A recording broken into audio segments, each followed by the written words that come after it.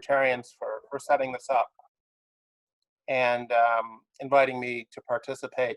I know that the planning for this event predates the coronavirus pandemic, but the pandemic, I think, has made the topic even more relevant, even more timely than we could have imagined. The economy is going into recession. I think the only question is how deep that recession will be and whether it extends from a recession into an actual depression. But there's no question that more people are going to be using welfare, at least in the short term. Tens of millions of people are already out of work, and chances are the welfare state is going to expand, at least temporarily. Now, I come at this as someone who doesn't oppose government welfare programs per se.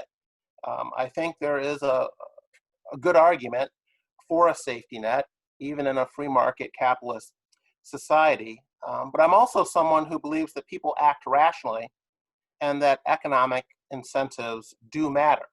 And the danger with many of these welfare programs historically has been that they are often structured in a way that all but ignores incentives. And that's the problem. And I think a recent example is what has happened last month when Congress decided to extend jobless benefits to people out of work because of the virus. Some extra unemployment insurance was certainly necessary and probably justified, given that it was the government that forced businesses to close in the first place. The problem is that the insurance was structured in a way that undermines the economic recovery. There are countless small businesses across the country right now that had to furlough millions of people, but are now able to start reopening. The problem is that the government is paying laid off employees more money to stay home than the businesses were paying them to work.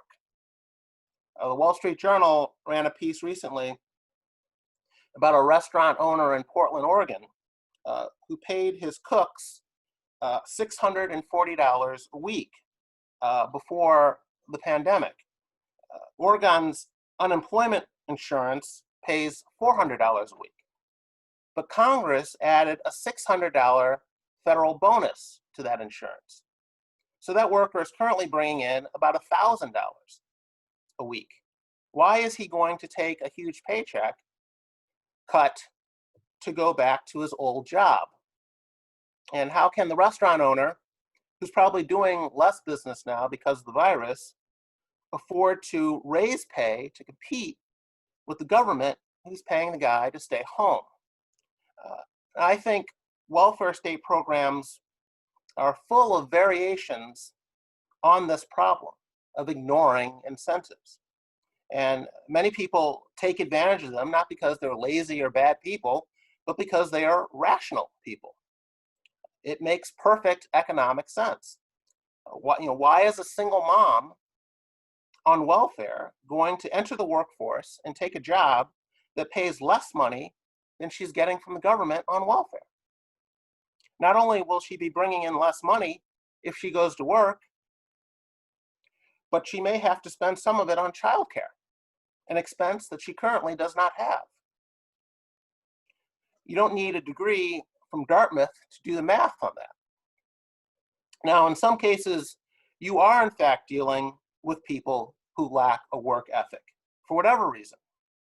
So then we have to ask whether a government program plays a positive role in dealing with such individuals, or whether it's merely encouraging dependency. Open-ended welfare programs with no work requirements for able-bodied individuals are not helping people. They're giving up on them. A few years ago, I published a book that Victoria mentioned in my introduction on the track record of government programs aimed at helping poor Blacks. Many of these programs either began or were greatly expanded in the 1960s under Lyndon Johnson's Great Society program. So after 5 decades, I wanted to ask, what's working, what's not working, where's there been progress, and where's there been retrogression? After the landmark civil rights bills of the 1960s had passed, Johnson turned his attention to helping the black underclass and the war on poverty. And he gave this famous speech at Howard University, the historically black college in Washington, D.C., where he talked about what the government should do next on behalf of blacks. He said that this was merely the end of the beginning, he said.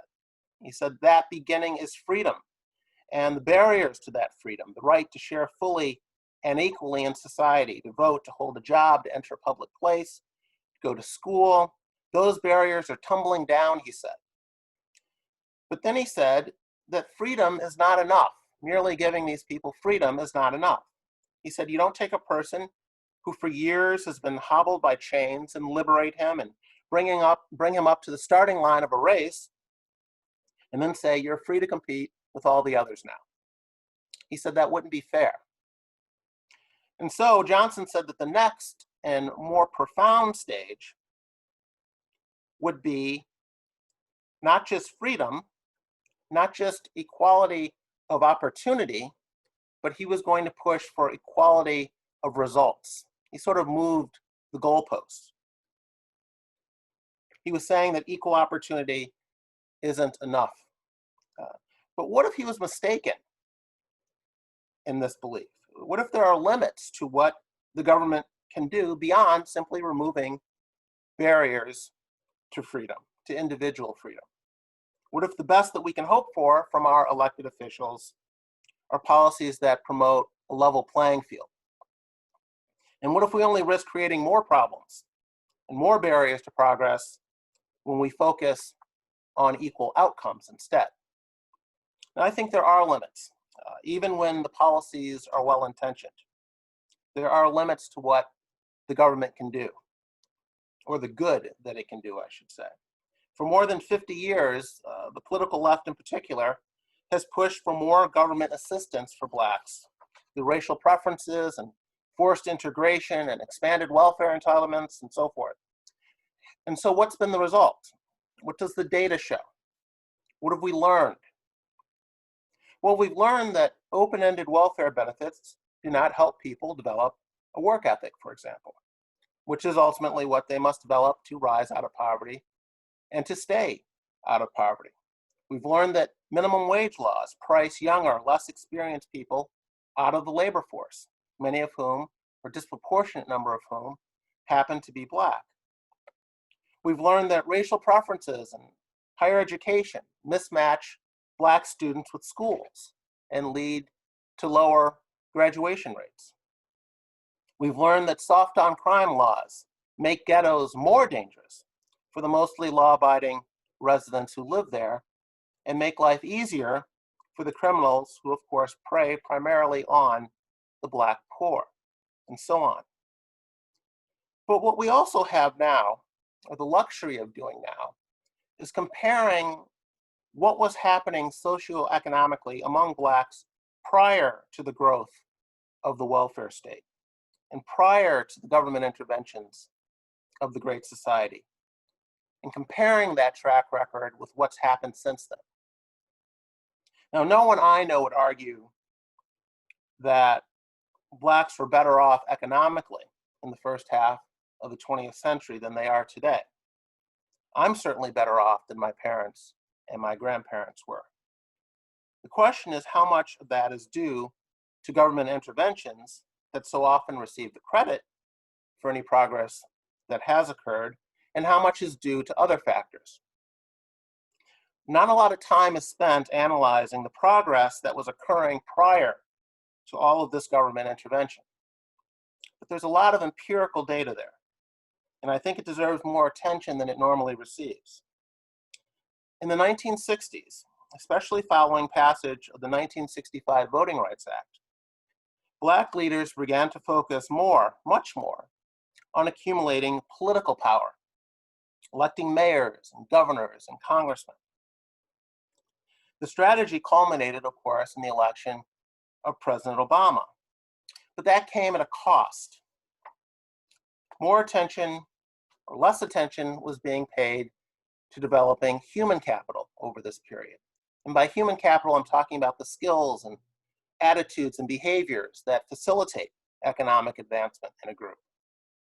Instead, the focus was on putting more blacks in office, and the assumption was that with more political power, the rest would sort of take care of itself over time.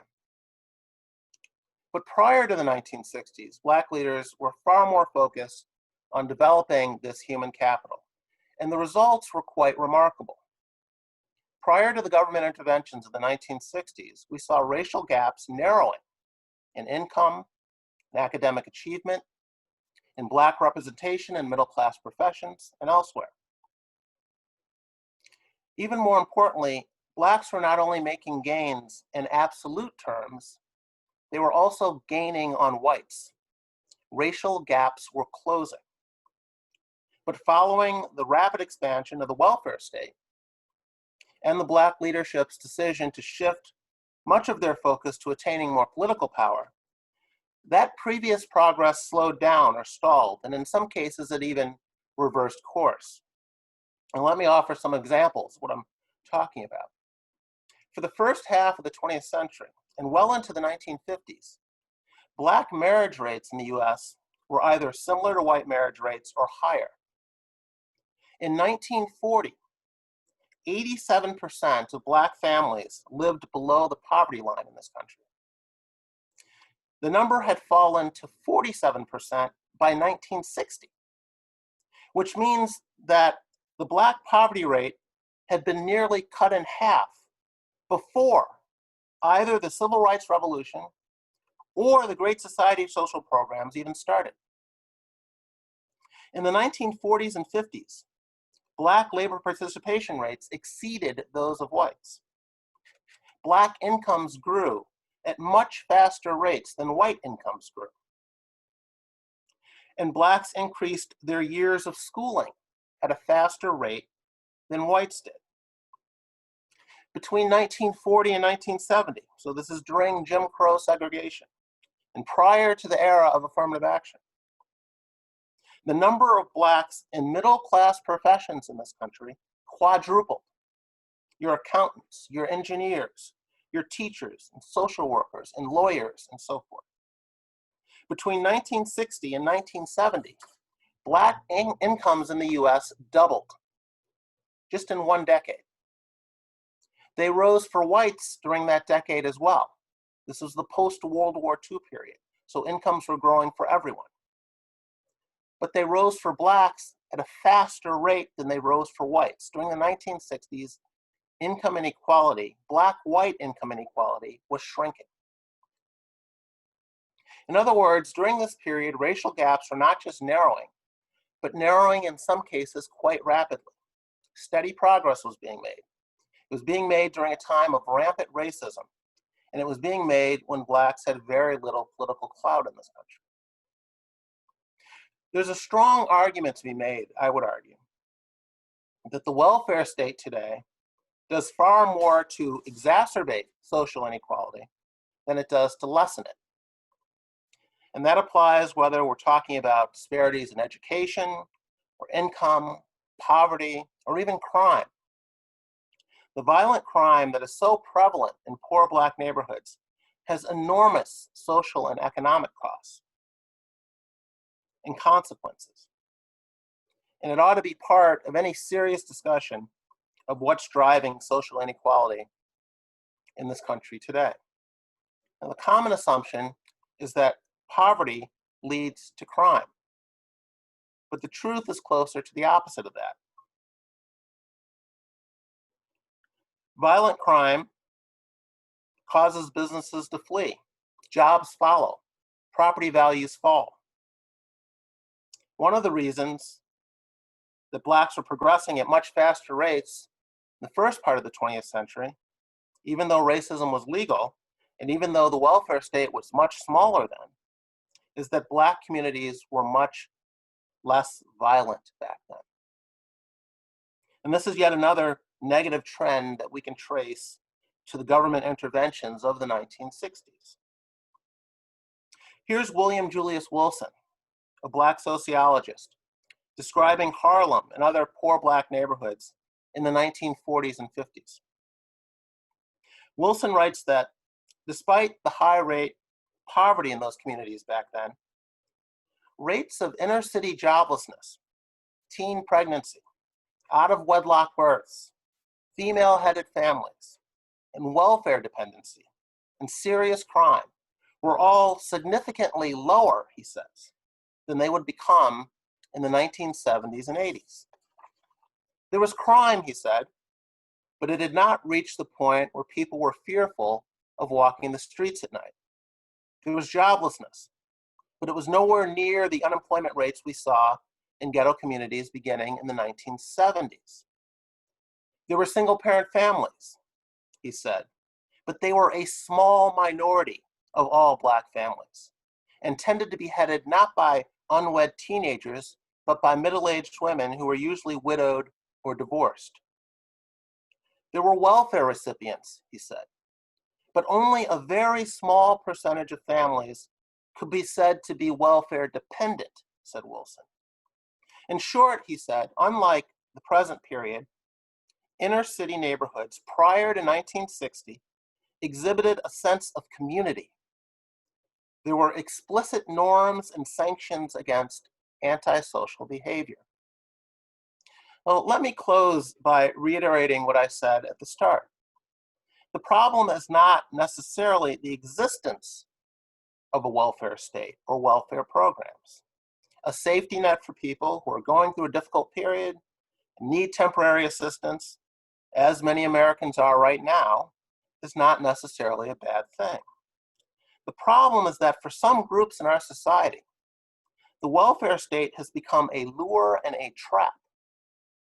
We've increased the size of the welfare state with little concern for increasing its effectiveness. I'll stop there and take any questions you might have. Thank you.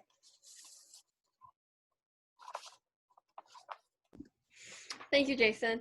I wanted to clap, but we can't really clap online. Now we're open for questions. As we've said before at the beginning, if you want video feed, you can type the letter X, and we will unmute you according to the order we receive the X's. If you don't want the video feed, that's fine. Type your question here, and then we will ask your question on your behalf. So yeah, Jack, you'll be the first.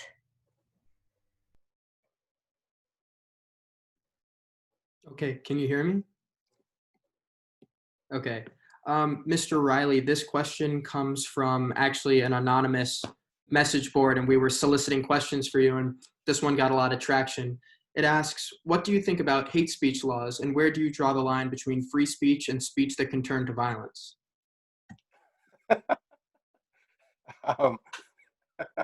Is this just sort of a random questioning? I'm someone who sides very strongly with free speech proponents, which might not surprise you. I'm a career journalist. I spent more than 20 years working at the Wall Street Journal. I still write a column for the paper, and you'd be pretty hard-pressed to find a journalist, I think, who would disagree with that. I think that the way you respond to hateful speech, or any speech really, that you disagree with, is with more speech. And what's troubled me, particularly on college campus settings in recent years, is that that type of thinking seems to have gone by the wayside to some extent. I often start my addresses to college campuses with thanking them for not disinviting me, because some schools, things have gotten so bad. I believe at the University of Chicago some years ago, they started sending out notices to incoming freshmen, telling them that this is not going to be a safe space. This is not going to be a place where we disinvite people who might come and say controversial things. This is not a place where we're going to adhere to trigger warnings and so forth. That used to be understood. Now you need to spell it out explicitly in a letter to incoming freshmen, which I think tells you that we're in a pretty sad place right now, particularly in terms of campus speech.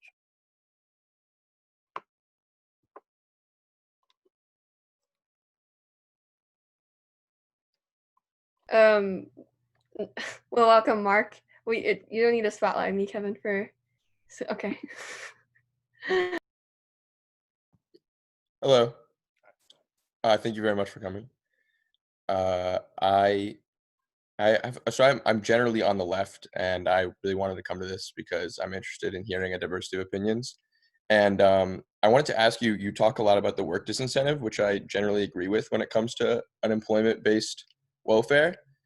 But I wanted to ask you, isn't one of the main issues there, you talk about the rationality of choosing to not work because it pays you the same or more than working?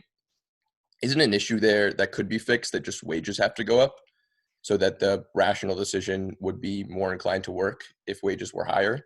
And I'm sure you know of the economic trend that wages and productivity have sort of decoupled over the last few decades. And how could we get that?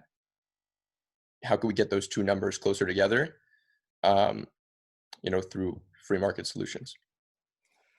Well, the free market solution is to pay people what the employer believes they're worth being paid, to pay them based on their productivity.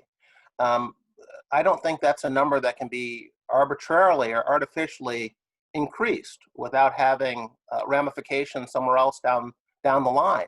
And yet that is what has happened in the past 50 years. You get constant pushes to increase minimum wages now. Now we talk about living wages.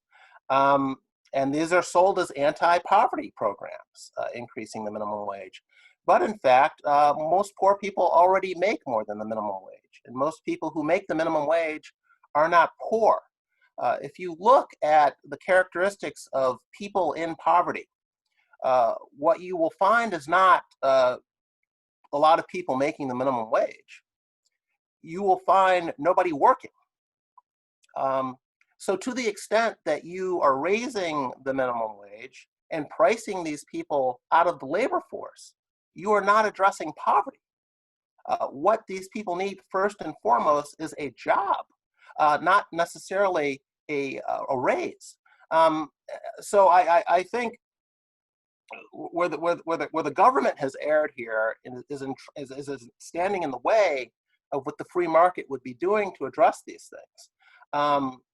People will be paid according to their productivity, and it's not just a matter of pricing them out of the labor market in terms of income. What they're also losing, particularly these young people and these young Black men in particular, I'm talking about, where you really see an acute problem here, is they're losing that ability to put their foot on the first rung of the ladder. They're losing the experience that comes with taking that low-level job. It's not just that you said, they're not worth hiring. So therefore, they're losing experience as well, which will manifest itself in wages or the lack of wages down the road for them. So I think the government intervention here, with putting in place a price floor for labor, is having unintended consequences. And I don't think it's a matter of these days of having to eliminate the minimum wage. I don't think you need to do that. You could simply stop raising it, and inflation would take care of the rest.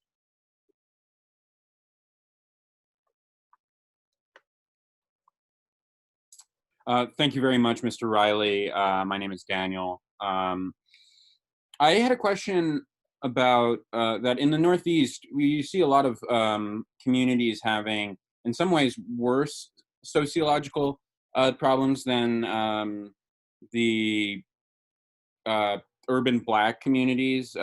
In upstate New York, for example, there's like an extremely parts of the southern tier and Montgomery County, there's like an extremely high rate of extreme poverty among poor whites. And so when you see this gradual decline in their standard of living, do you think that welfare has played a similar effect, or that it's been it's different problems that have affected them versus this pronounced effect of welfare policies on the inner city? I don't think it's uniquely harmful. It's been uniquely harmful to blacks. No, I think this is a problem of incentives, and whether you are black, white, uh, or of any other race or ethnicity, humans respond to incentives.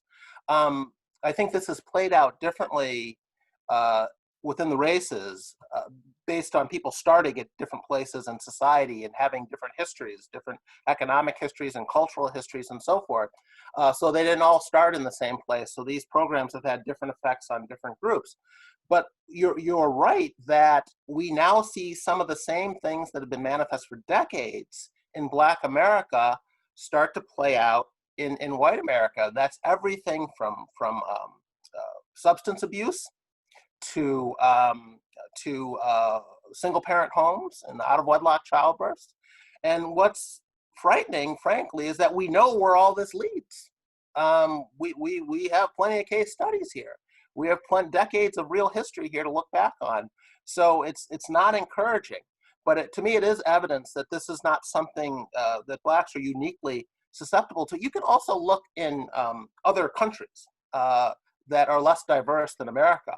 The same phenomena has played out in Britain, for instance, and people that have studied Europe and what's gone on over there. Well, you see the same phenomenon, even when members of society are all, or mostly all, of the same race or ethnicity.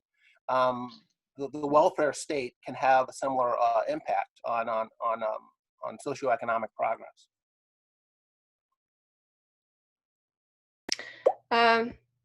Yeah, thank you for the response. I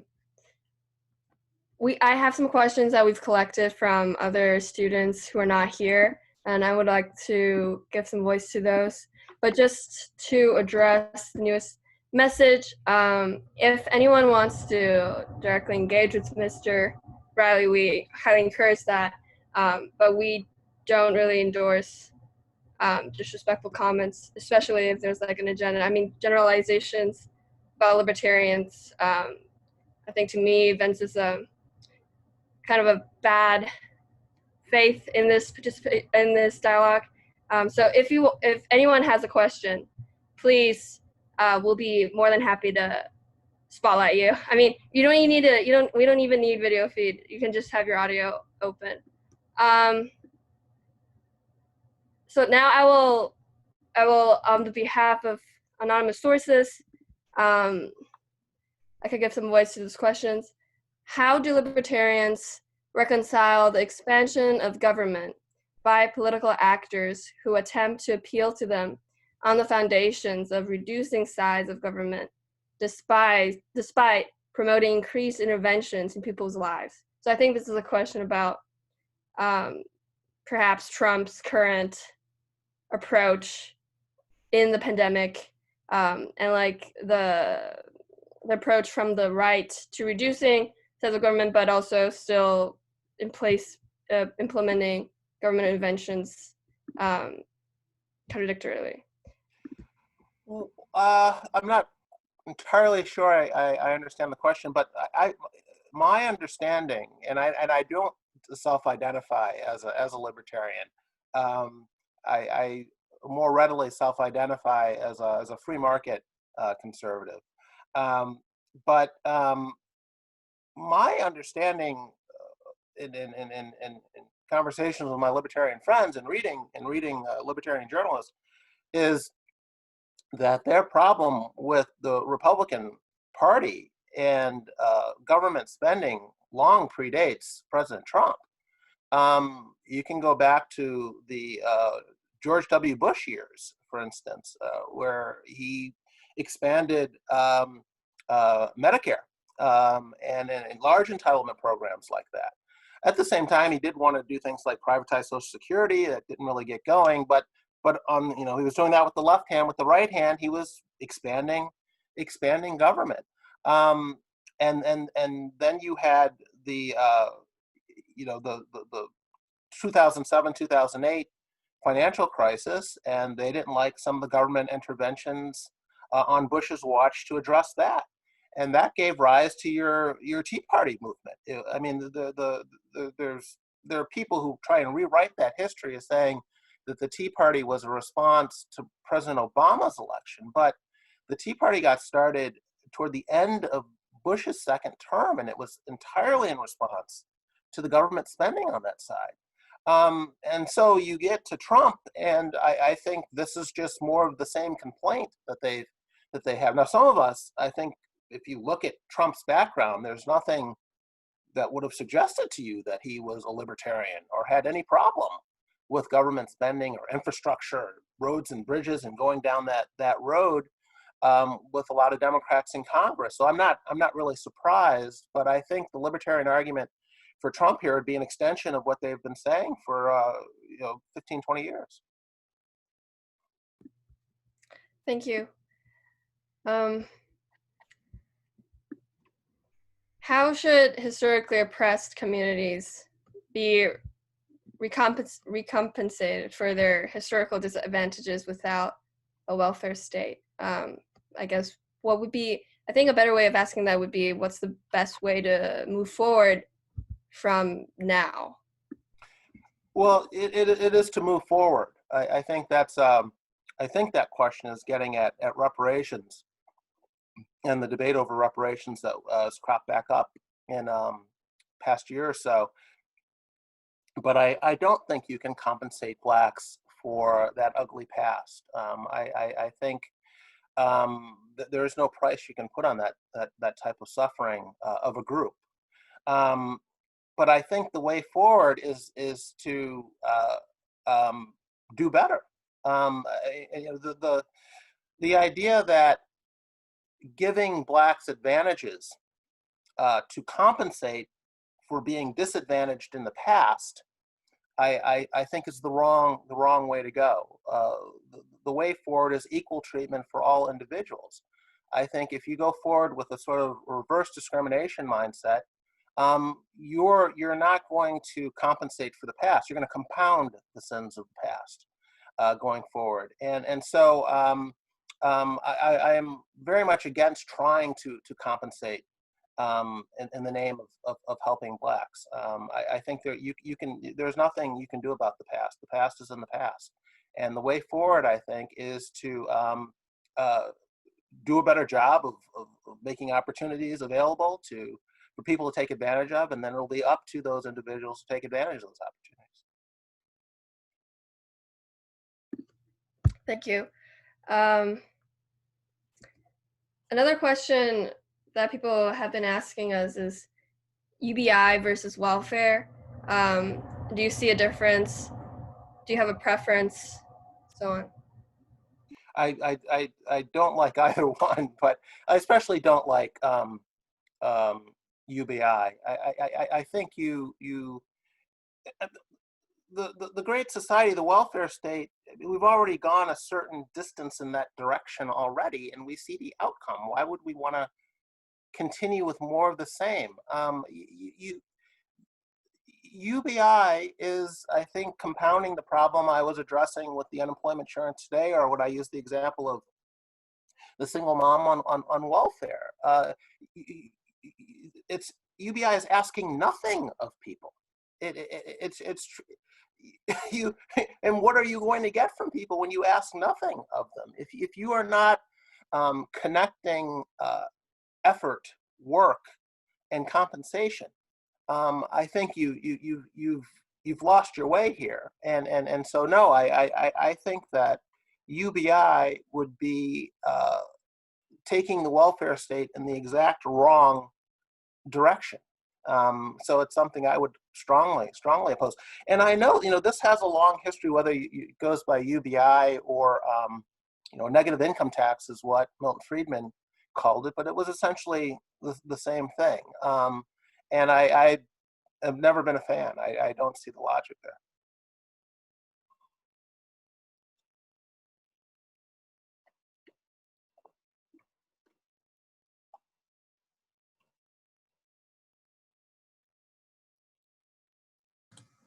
Hi, thanks for coming again. I was just wondering, do you have any comments on the role that the war on drugs has had in the African American community in the late 20th century? Sure.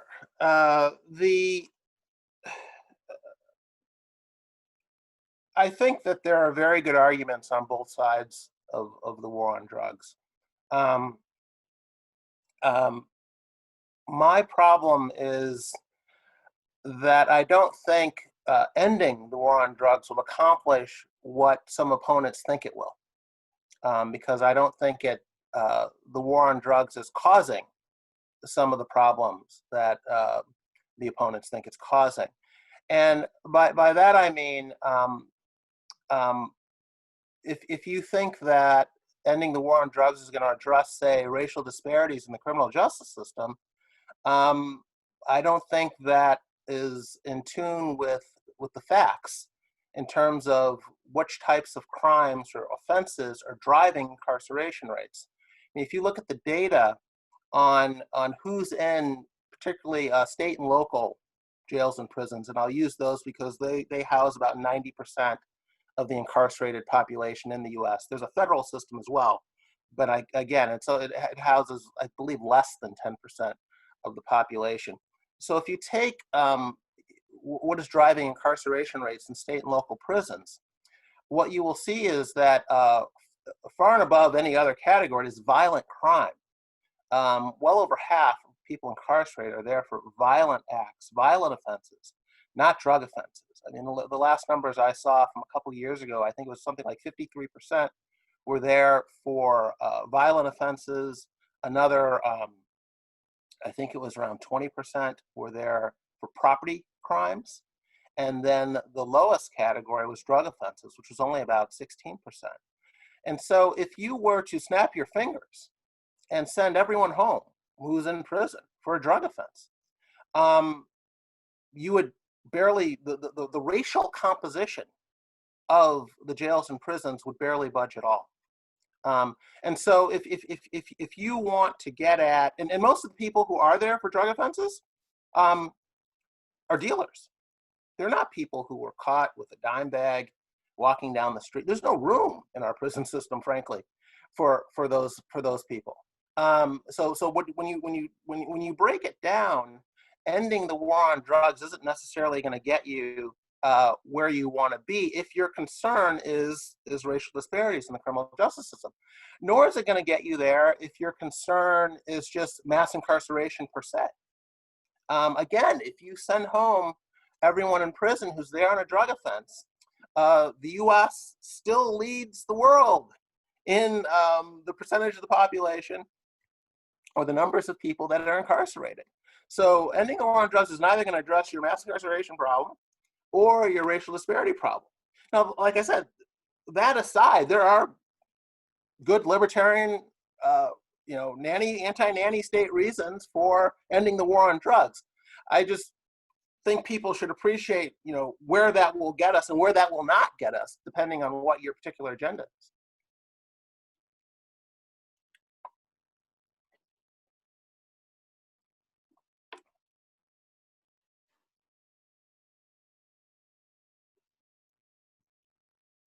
Hi. I just wanted to ask about you mentioning that you supported a small welfare system that worked to get people back on their feet and wasn't like some kind of welfare system where people would take money from temporarily. Like, what would that look like? Well, am I back on? Okay. Well, welfare was always intended to be temporary. These are all supposed to be temporary programs that help people when they go through a tough stretch, lose a job, get sick, lose a loved one or breadwinner or something bad happens. A safety net is there for you. The problem, again, as I mentioned earlier, is that for some people, they've taken advantage of it temporarily and then they're back on their feet and on their own again. But for others, they've come into the welfare system and they've stayed there, and their children have stayed there, and their grandchildren have stayed there. And it hasn't become, or hasn't for them, been a temporary stop. It's been, as I said before, a lure and a trap. And that's the problem. And that's because I think the incentives haven't been there to the extent that we need them there. Now, there have been attempts to reform this over the decades. During the Clinton administration, he signed a welfare reform bill. It was quite controversial, that added a work requirement for the first time. And people made all kinds of awful predictions about what would happen in the wake of this. It was cruel, and you can't do that. Kids will be dying in the street. It did not happen. In fact, welfare rolls fell significantly. Child poverty fell significantly. Black child poverty fell significantly. Poverty rates for single Black women fell. It had a very good effect, I think, in terms of moving the system in the right direction, because you had gotten to a point, again, where the incentives really were to stay on welfare rather than to go out and look for a job or to take a job that might meet your skill level. The benefit packages have grown to an extent where there was really a disincentive there. And so we tried to do something about that. Now, since that time, I think we've crept back in the wrong direction, again, watering down work requirements and time limits and so forth. But we have made periodic efforts over the years to constrain things. I just think we need to redouble some of those efforts.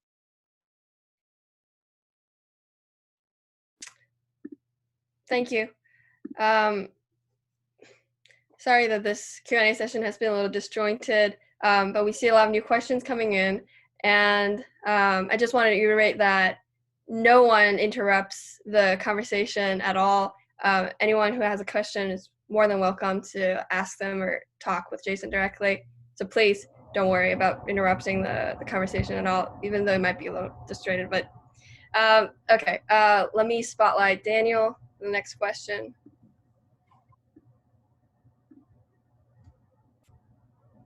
Hi, Mr. Riley. I had another question, which was sort of coming from your discussion of like libertarianism.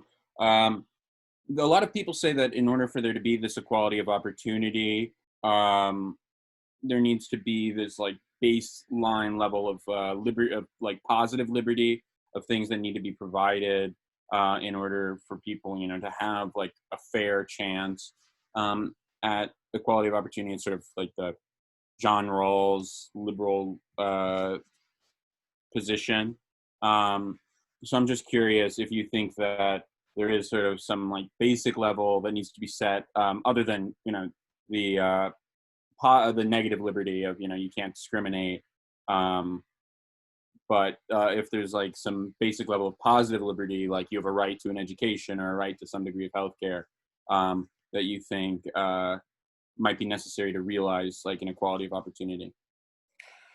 Well, I can't point to a society that we have currently or one that existed in the past where that worked, where you could centrally plan an economy that way and get the desired result, which, you know, people are looking to as equal outcomes. We can try and give people equal opportunity, but it's hard to go further than that without picking winners and losers or giving advantages and disadvantages willy-nilly to people.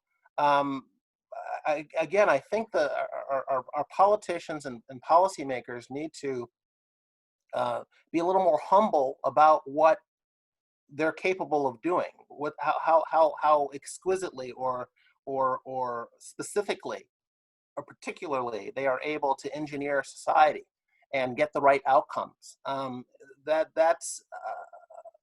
I think that's impossible to do without infringing on people's freedom. The other thing, sometimes we think about this in the wrong way, or in I think a less useful way. We talk about inequality as if equal outcomes are the norm. They're not. Nowhere do you find racial or gender proportionate outcomes in different professions and skills and so forth. Not in America, not outside of America, not today, not yesterday. It's never happened. Equal outcomes are not something human societies produce and never have. And the danger is where we see unequal outcomes, we assume something nefarious is going on, and we double down our resources on getting those equal outcomes or so forth. And that, I think, the whole basis for seeking equal outcomes or expecting to find them somewhere, I think is off base. And so I try and look at this from the perspective of what the government can and can't do, and what expectations are realistic and unrealistic. And I don't know what else we can do. People, you don't get equal outcomes among members of the same family, siblings raised under the same roof by the same parents, the same rules. Why would you expect entire groups and ethnicities to produce similar outcomes?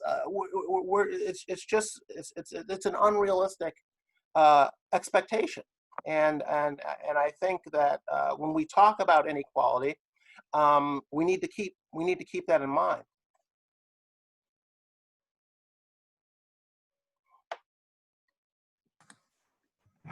Hi, I have another question. Hopefully this one is more pertinent.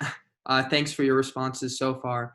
I was wondering, even if like intellectually or argumentatively, the battle is won, so to speak, and people recognize that welfare produces these negative outcomes, particularly for the people that it hopes to protect, how do we go about stopping the mission creep of government into this area that it perhaps isn't so effective in, or produces a lot of I don't know, negative externalities? How can we stop politicians from adopting it as a mechanism to get elected, for instance? I don't think you can. I think intellectually, as you say, a lot of these arguments these battles have been fought and won.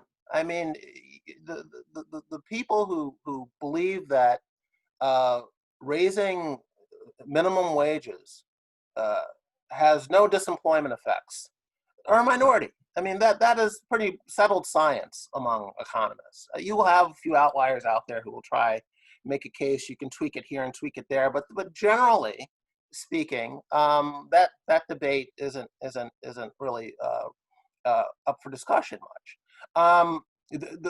The thinking is whatever negative consequences are worth it is the argument. It's not that there aren't any.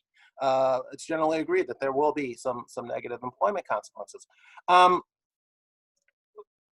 But you have to explain these things to every new generation. Even if you've made the correct argument, you need to keep making the correct argument. But in terms of swaying politicians or policymakers, some of them are interested in the facts and empirical data, and so, but others aren't. It doesn't really matter what the I mean, you can look at the track record of I'll give you an example of affirmative action in higher education, racial preferences in college admissions. We've had not only 40 years of more than 40 years of these policies in place. We've had some natural experiments now that we can go back and look at. So the University of California system, back in 1996, passes Proposition 209, says that the University of California system is not going to take race into account in college admissions. What happens? Well, two things happen. One is Asian enrollment spike, even though they claimed they were never discriminating against Asians. Once they could not take race into account for some reason, particularly at the flagship schools, Berkeley and UCLA, Asian enrollment spikes. But what we also saw was a rise in Black and Hispanic graduation rates from the University of California system. So a system, including in the more difficult technical fields in math and science and so forth, Black and Hispanic graduation rates rose by more than 50% after the University of California system ended race-based preferences. So a system that had been put in place to help increase the size of the Black middle class, to create more Black teachers and doctors and lawyers and architects and so forth, had in practice been doing the complete opposite. We had fewer Blacks in those professions than we would have had in the absence of this policy. That's not a theory. That's what we've seen play out over the past 40 years in this country. That has not swayed a lot of people on the left in terms of their advocacy for racial preferences to help Blacks. And you might say, why? Well, we have the evidence here.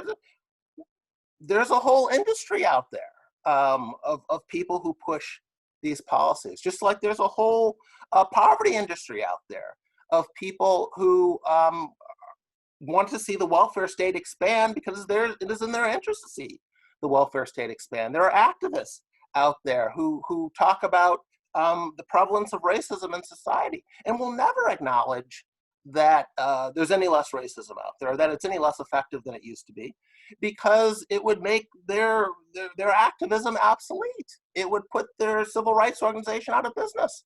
And so they're not going to bend in that direction. You have politicians who get elected by telling constituents that their problems are not their fault, and a government program will help address those problems. And so that is what they're going to continue to say to people if it helps them get elected. So you have different elements of society that have different agendas, and sometimes those agendas can be completely divorced from the empirical data, and it doesn't matter. But yet you do have to continue making the case, I guess, and hope for the best.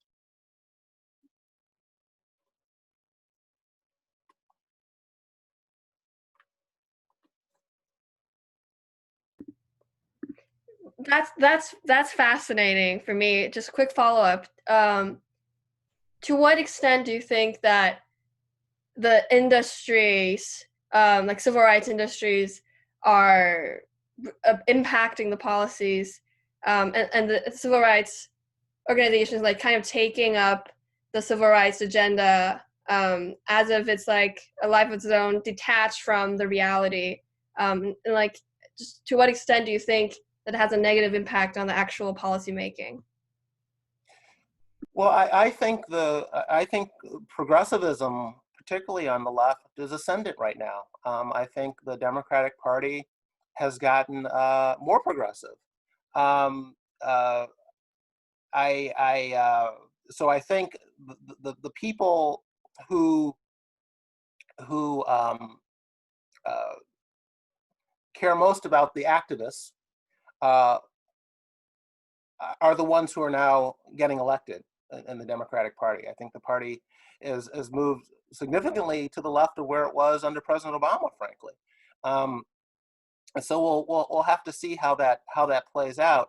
But you have groups like Black Lives Matter that have gained in popularity. I don't think they're going anywhere anytime soon. You have prominent Black writers like Ta-Nehisi Coates, who's very progressive, who are right now extremely influential and popular on the intellectual left. So I think that's the direction that things seem to be headed right now. And as someone who is conservative and doesn't think that their arguments hold a lot of water, I think it's disturbing. And it's not just disturbing in the sense of I don't think their policies are helping. It's disturbing to me because I think the policies are actually harming. And I can return to the affirmative action in higher education example to illustrate that. When you send kids to schools where they can't handle the work and they end up dropping out, you're not helping that kid. And that's what these programs have done. There was a study done of MIT some years ago that looked at the average math SAT score of the incoming Black student at MIT. And it was in the 90th percentile. I mean, these were some very smart kids. In the 90th percentile nationwide, that's where these kids were scoring. So they're the top 10% of kids in the entire country. But they were in the bottom 10% among their peers at MIT. So kids that would have been hitting it out of the park at a less selective institution are struggling at MIT. Why? how is this helping? And so that's why I say these programs are not just not working. I think in some cases they're doing quite a bit of harm. So this trend that I see on the left with progressivism building momentum, frankly, I find it very disturbing.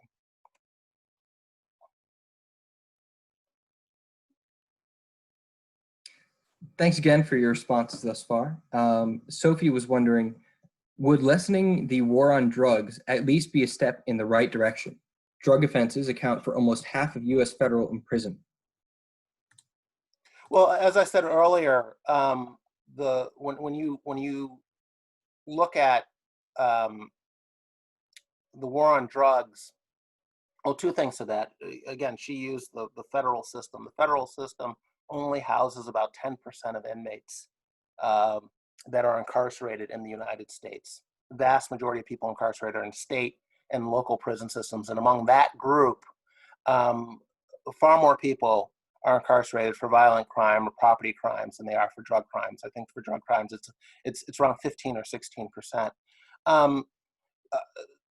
Might it help somewhere on the margins? It might. As I said, I'm kind of agnostic to the war on drugs in that sense. I think there are very good arguments, excuse me, for ending it on libertarian grounds. What I caution people, however, is if you think you're going to address mass incarceration or racial disparities, I think you're barking up the wrong tree. That is violent crime that is driving incarceration rates in this country. And the sad fact is that the disparity is in people. The racial disparity is in the people who are committing violent crimes. Blacks commit violent crimes at something like 7 to 10 times the rates of whites, and in fact commit an absolute majority of all homicides. All murders in this country are committed by blacks, who only make up 12 or 13% of the population. That is what is driving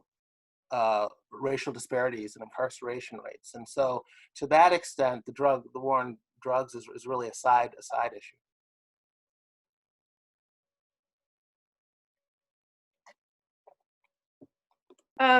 Seems like we have one last question, but before we spotlight, we have 2 more questions. But before we address those, I just wanted to make a note on how much appreciate what Jason has covered thus far with like such a big range of topics, and a lot of it reminds me of Thomas Sowell's work and how I got into libertarianism to begin with all these shared commitments with our liberal peers and some very shocking empirical evidence about how what we thought would be helping is actually hurting who we want to help, i.e. each individual. And I just wanted to highlight that part because it's what partially motivated me and the club to host you today, Jason. So thank you for addressing all those issues. Thank you. We'll spotlight. Yeah. Okay. Great. Hi.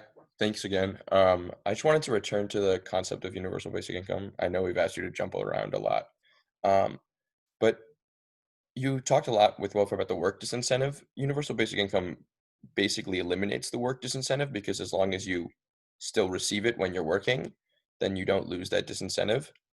And then, but I know that you said that UBI asks nothing of its recipients, which feels like a notable point. But it seems like then the only reason to not give it would be to require this very negative view of humanity in which people will not work unless they'll starve otherwise. And I'm just curious about is that the only view where universal basic income wouldn't be necessary? Like, do you disagree with that premise that I just did? And if well, I guess that's my question. Thanks. Well, let me put it this way, just to get back to my original remarks. I tried to lay out some of the economic trends that were going on in this country, not only long before we were talking about universal basic income, but long before we had a Great Society program. long before we had a welfare state of the size, magnitude that we have today. There's some pretty remarkable trends there.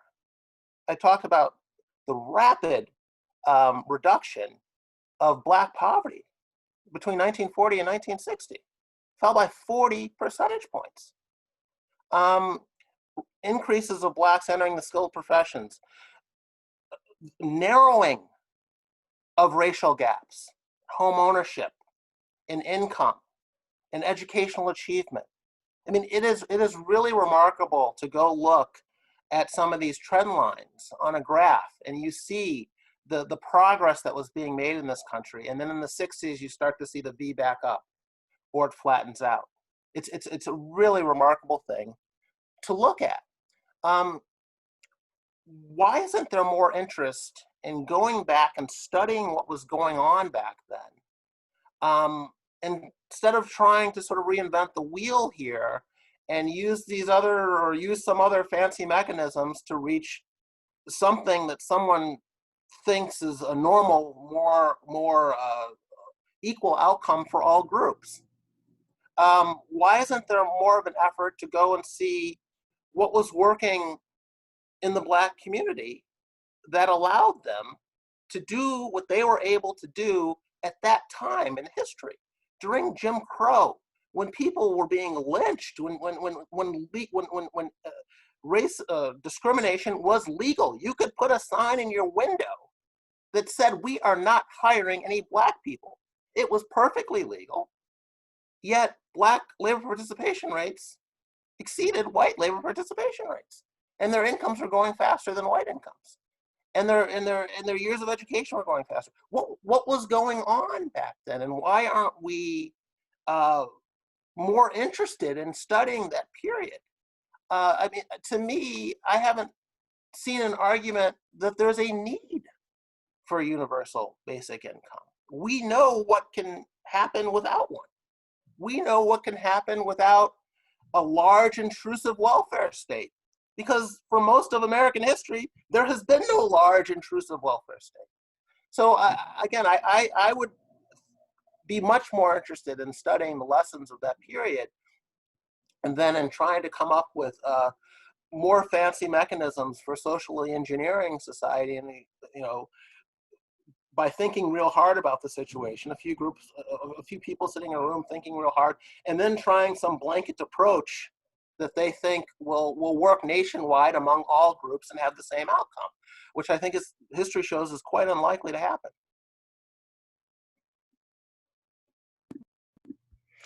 Quick note before we turn to the last question that we received. I think what's particularly struck me in response to Jason is that we don't really have a need to look into history, and we don't have the scholarship to figure out what happened, what we did right or what we did wrong. And I think that's a disheartening reality that we find ourselves in. And a lot of discussions are just how things should be versus how things are right now. And I think a lot of people stop at thinking that the objection that something is unrealistic isn't strong enough to stop them from wishing something better or trying to do something better, some kind of Don Quixote spirit that really prevents them from looking back into history and figuring out the economics. And again, I just really appreciate you sharing those facts with us today. Thank you. Thank you. Okay, one last question about pertains to the pandemic. Surviving COVID can cause certain individuals to contract lifelong impairments and disabilities. Putting aside the general case of welfare for a moment, what role should the government have, if any, in assisting citizens with disabilities in the future? Well, what I would personally like to see out of the government is a coherence, or more coherence than we're getting. They couldn't even get their act together on whether or not to wear a mask in public. And that, I think, is just symbolic of how this whole thing is played out. Now, it may be, the nature of this administration that this is just how they operate. It's quite chaotic.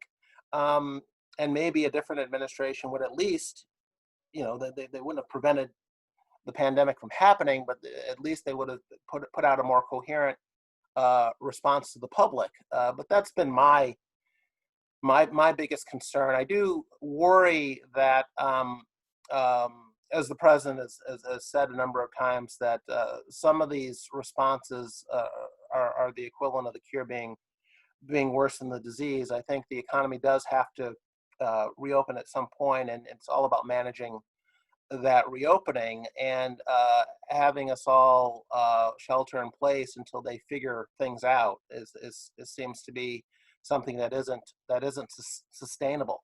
But again, it's hard for me to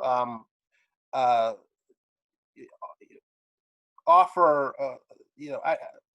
It's hard to be too strongly critical of something that no one's ever experienced, but of a response to something that no one's ever experienced before.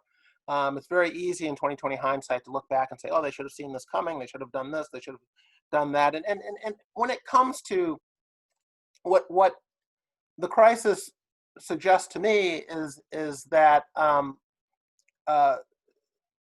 whether it's something like Hurricane Katrina or something like the COVID crisis,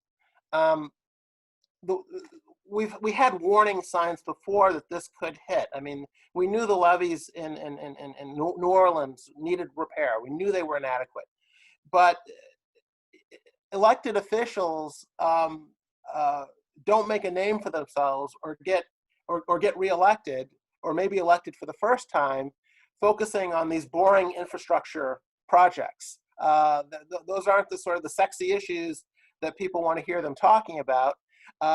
Or spending money on.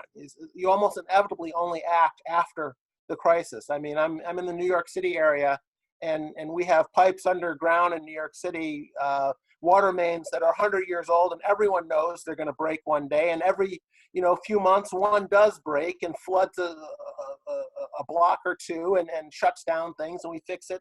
But no one's running for mayor saying, I'm going to fix all the water main breaks so that we never have one huge break, which is probably going to happen one day. So it's just sort of the nature of government that you don't spend a lot of time or a lot of money on something that might happen at some date in the future. There's no incentive for you to do that. It does come back to incentives to some extent. So I am a little cautious in my criticism of the government in that respect.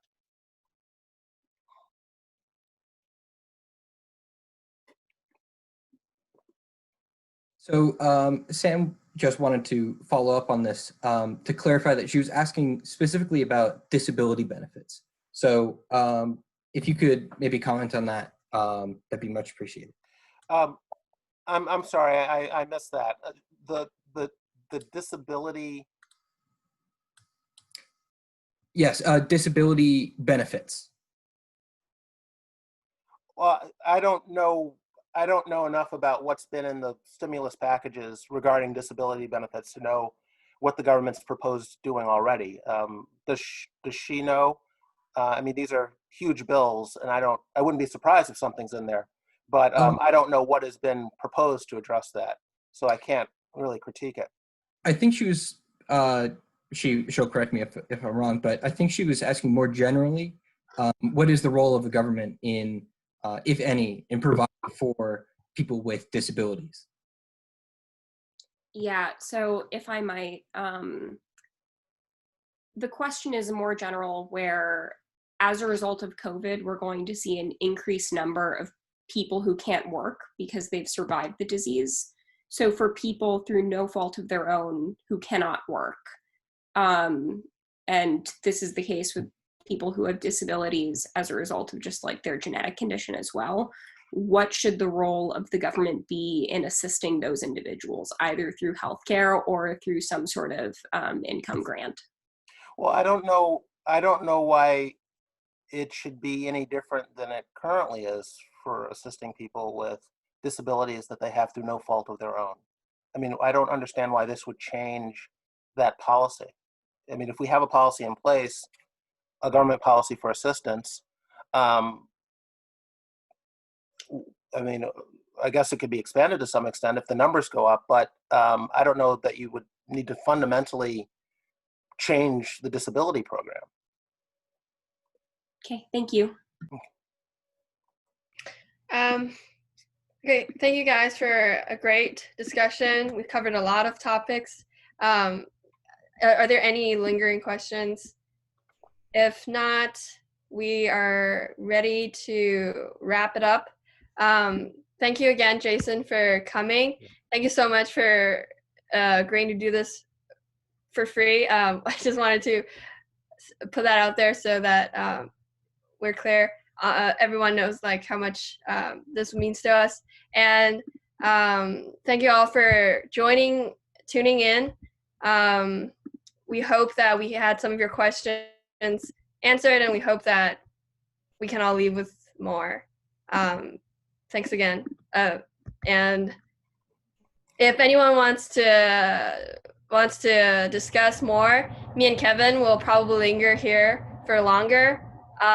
If not, have a wonderful evening and weekend. Thank you, Jason. Thank you. Be safe.